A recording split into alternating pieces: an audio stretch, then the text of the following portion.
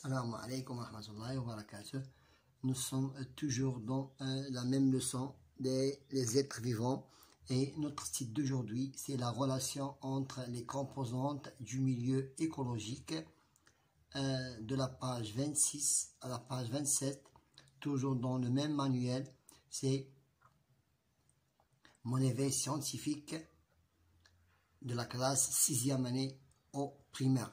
Maintenant, passons à notre page de la leçon d'aujourd'hui. C'est les composantes du milieu écologique. Nous observons ici ce document.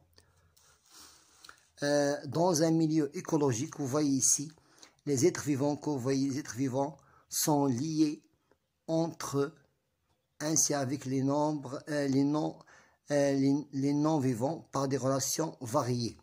Donc nous avons ici des êtres vivants et nous avons ici des êtres non-vivants comme l'eau, l'air. Donc il y a une relation qui les relie. Donc nous écrivons ces relations dans la liste des questions suivantes. Je m'interroge. Quelles sont les relations qui unissent les êtres vivants de leur milieu? Les relations qui existent entre sont appelées relations alimentaires ou une relation de reproduction. Nous avons plusieurs relations. Parmi ces relations, relation alimentaire, relation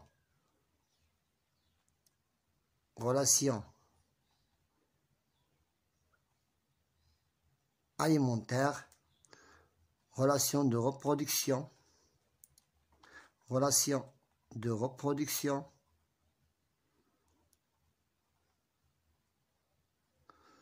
relation de parasitisme, etc. Donc, nous verrons après la suite des relations. Je propose une dissolution. Donc, nous parlerons de relations alimentaires.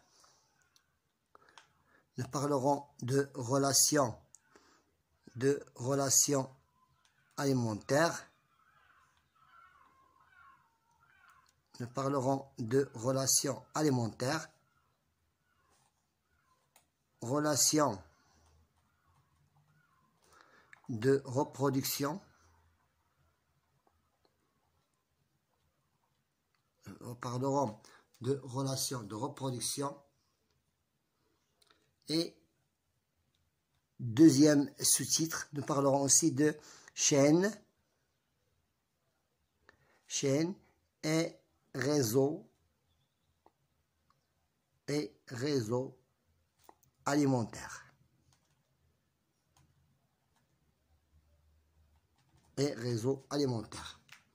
Maintenant, pour la question suivante, les relations entre les conscients du milieu écologique, du document 1 jusqu'au document 4. Ici, dans le premier document, les lions mangent leur proie. Naya, relation alimentaire. Une coccinelle se nourrit de pucerons, relation alimentaire. La plante puise du sol l'eau et les sels minéraux pour sa croissance. Et les éléphants buvent de l'eau. Donc ici, les organismes précédents peuvent-ils vivre seuls? Les organismes ne peuvent pas, non. Non. Ils ne peuvent pas vivre seuls, vivre avec ENT, vivre seuls, car il les relie,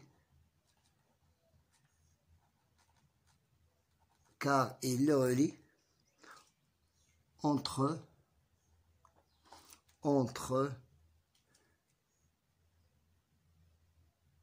plusieurs relations,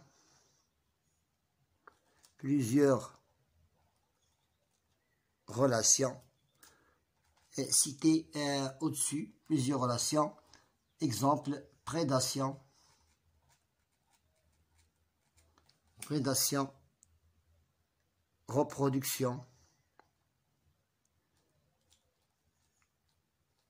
etc.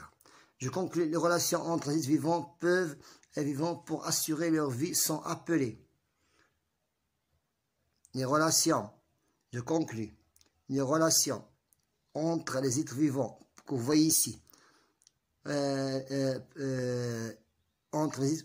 pour assurer leur vie sont appelées relations alimentaires, sont appelées relations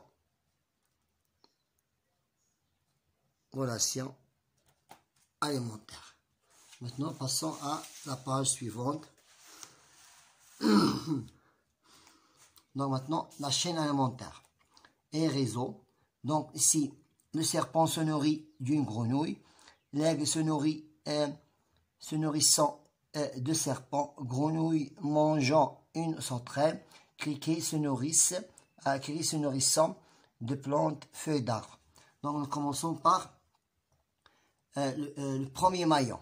Donc nous avons le criquet et feuilles d'arbre. Donc le premier maillon, c'est la feuille d'arbre est mangée par le criquet. Le criquet est mangé par la grenouille et la grenouille est mangée par le serpent et l'aigle et le serpent est mangé par l'aigle. Voilà, c'est une chaîne alimentaire. Nous construisons maintenant une chaîne feuille d'arbre. Donc feuille d'arbre est mangée par le criquet. Le criquet est mangé par la grenouille. Le criquet est mangé par la grenouille. Et la grenouille est mangée par le serpent. Et le serpent est mangé par l'aigle. C'est le sommet de la chaîne alimentaire. Je propose une définition de la chaîne alimentaire. Est une suite, donc la chaîne alimentaire est une suite, voilà, est une suite d'êtres vivants, est une suite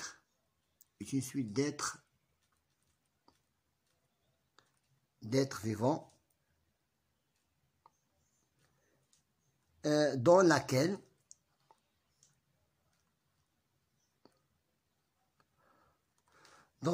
chacun mange celui qui le précède. Celui qui le précède. Ça, c'est la définition de la chaîne alimentaire. À partir du document 9, nous avons ici un document 9. Voilà, ce document 9 que vous voyez ici, c'est les habitants d'un étang. À partir de document, je construis un réseau alimentaire. Je construis un réseau alimentaire. Donc, ce que nous avons ici, pour le réseau alimentaire, je commence par les algues. Voilà, les algues. Je commence par algues. Sont mangées par les delphines. Voilà, sont mangées par les delphines. Par les delphines. Sont des herbivores. Ces delphines sont mangées par des petits poissons. Sont mangées, les delphines sont mangées par des petits poissons. Les petits poissons. Et ces petits poissons sont mangés par de grands poissons. De grands poissons. Ça, c'est la première chaîne. Nous devons construire une autre chaîne. Voilà. Je prends aussi toujours les algues. Les algues sont mangées par les liminés. Voilà. Elles peuvent être mangées par des liminés. par des liminés. Et les liminés que vous voyez sont mangés par de gros poissons. Voilà. Sont mangés par de grands poissons. Sont mangés par de grands poissons. On peut ajouter un autre exemple. Les algues unicellulaires. Je peux ajouter aussi des autres exemples. Un autre exemple, je dois l'écrire ici. Troisième chaîne. Je peux l'écrire ici. Toujours algues. Les algues sont mangées par les liminés toujours. Par les liminés. Les liminés sont mangés par des larves. Regardez. Sont mangés par des larves. Voilà, les larves sont mangées par des larves. Sont mangées par des larves. Voilà, sont mangées par des larves. Et les larves sont mangées par de gros poissons. De grands poissons. Maintenant, je montre si j'ai placé un organisme vivant dans plus d'une chaîne alimentaire. Oui, on a répété quelques maillons qui sont répétés. C'est, je les répète, c'est les algues. Algues. J'ai placé un organisme vivant dans plusieurs chaînes. Ce sont les algues. Voilà, on a ici les algues et les algues. Donc, on a répété les algues.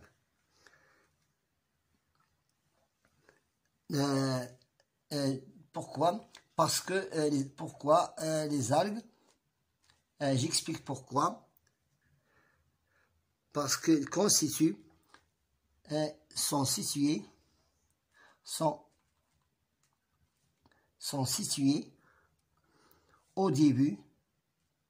Pourquoi? J'explique au début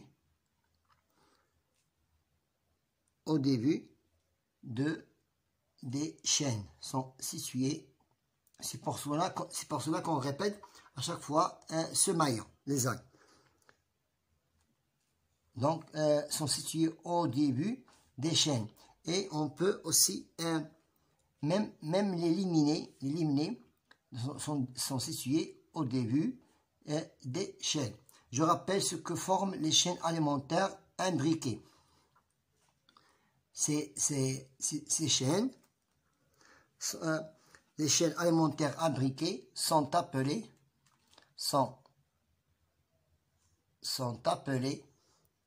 un réseau alimentaire. Donc, c'est quoi un réseau alimentaire? C'est lorsque il y a plusieurs chaînes alimentaires sont imbriquées entre elles. Maintenant, passons à nous avons ici un résumé qui résume tout ce que déjà vu. Les êtres vivants d'un milieu avec le sol entre eux. Pourquoi? Au niveau de la nourriture, et fournissent de la nourriture aux carnivores. La chaîne alimentaire est une suite d'êtres vivants dans laquelle chacun mange celui qui le précède. De nombreux animaux ont plus d'un type de nourriture, ce qui fait les chaînes alimentaires interfèrent les unes avec les autres pour former un réseau alimentaire. J'applique mes connaissances. Je présente quelques exemples de relations qui unissent les constitutions d'un milieu naturel. Je peux citer relations alimentaires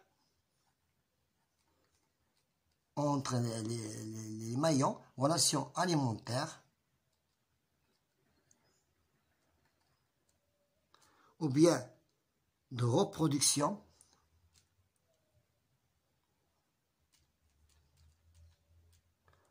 ou bien de compétition,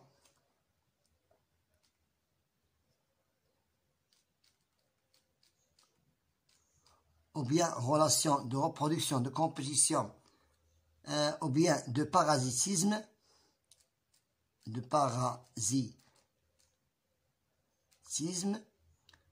ou bien aussi, nous avons une autre relation qui est parasitisme, une relation de reproduction, de compétition, de parasitisme. Et nous avons une autre relation, je peux citer, relation alimentaire, parasitisme, et aussi, je peux aussi, de compétition, de parasitisme, et vous avez aussi d'autres exemples si vous pouvez ajouter.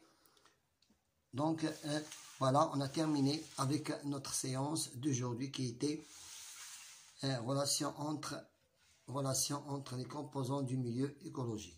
Bon courage.